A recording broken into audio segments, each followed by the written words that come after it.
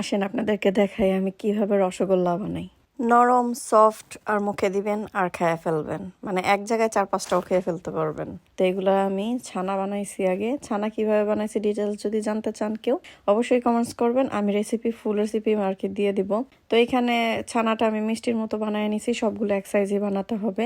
আর এখানে চিনির শিরা নিছি, অবশ্যই চিনির শিরাটা পাতলা থাকতে হবে, নয়তো এটা বেশি গাঢ় হয়ে গেলে মিষ্টি কিন্তু শক্ত হয়ে যাবে।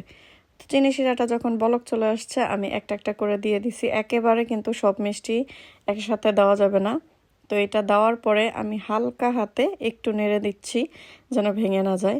তো হাই হিটে আমি এটাকে রান্না করছি 2 থেকে 3 মিনিট, তারপরে একদম লো মিডিয়াম হিটে প্রায় 20 মিনিট রান্না করছি। তো আমি ঢেকে দিছিলাম। আর এই মিষ্টি রান্না করার পরে একটু রেস্টে রেখে দিতে হবে ঠান্ডা হওয়ার জন্য। কতটা সফট হয়েছে, এখানে কিন্তু কিচ্ছু দেওয়া হয় নাই, ছানার মধ্যে জাস্ট কিছু একটা মিক্স করছি, ওইটা নেক্সটে দেখাবো। তো পরিমাণে রস কি বলবো, মানে চাপ দিলে একদম রস গড়গড়ায় পড়তেছে এরকম। তো এটা বানানোর পরে আমার পিচ্ছি মেয়ে দাঁড়ায়া থেকে 2-3টা খেয়ে ফেলছে টপ টপ করে, এত মজা হয়েছে।